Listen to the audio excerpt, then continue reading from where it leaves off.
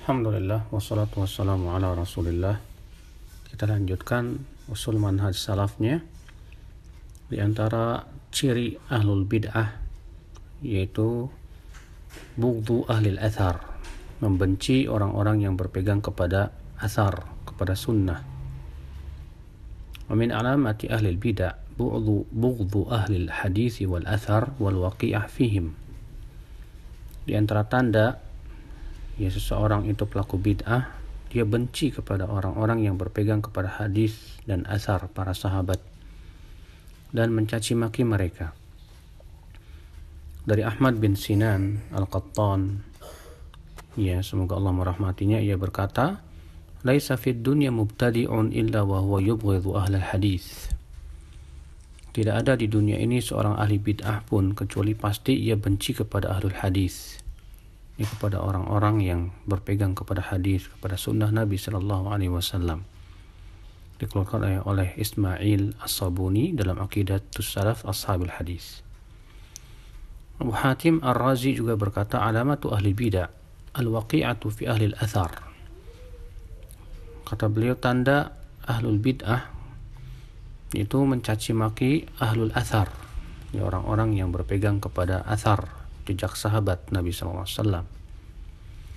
Wa alamatu zanadiqah tasmiyatum ahla sunnah hasyawiyah. Dan tanda orang-orang zindik, mereka menamai ahlu sunnah dengan istilah hasyawiyah.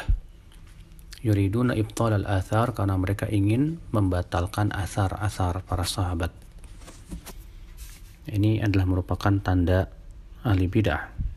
Sebab kalau dia ahlu sunnah, tidak mungkin dia akan membenci orang yang berpegang kepada sunnah dan athar.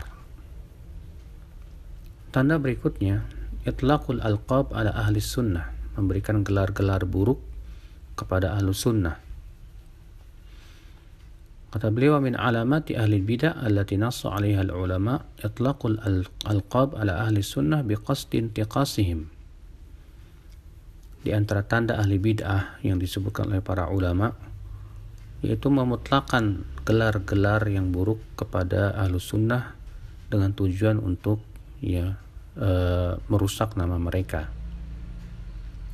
Abu Hatim Ar-Razi berkata, alamatul jahmiyah tasmiyatum ahlas sunnah ahlas sunnah musyabbihah. Tanda orang jahmiyah itu menamai ahlu sunnah dengan musyabbihah atau mujassimah dan sebagainya. Wa alamatul qadariyah tasmiyatum ahlal athar mujabbirah. Sedangkan orang-orang qadariyah menamai ahlu sunnah dengan istilah mujabbirah.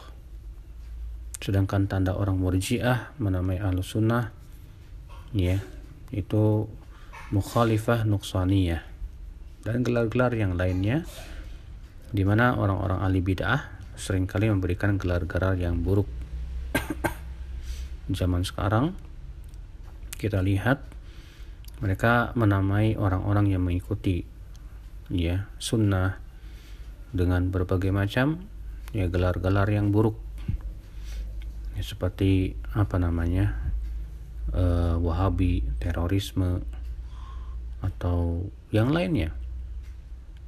Di zaman sekarang juga kita lihat Nabi SAW, orang-orang mencaci maki orang-orang yang berpegang kepada sunnah Nabi SAW dengan berbagai macam gelar-gelar yang buruk. Dan itu tidak aneh, di zaman dahulu pun para ulama digelari dengan gelar-gelar yang tidak baik. Kemudian tanda selanjutnya, tarkun tihali madhabis salaf. Tanda orang ahli bid'ah tidak mau berpegang kepada pemahaman salafus soleh.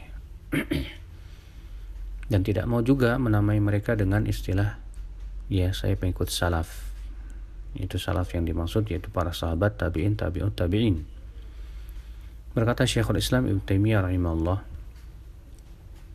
fal maqsud an al-mashhurina min at-tawaif al-'amah al-bid'ah laysu muntahilina lis-salaf. Kata beliau bahwa kelompok-kelompok yang masyhur dari kalangan ahli bid'ah itu mereka tidak pernah mau untuk berpegang kepada manhaj salaf.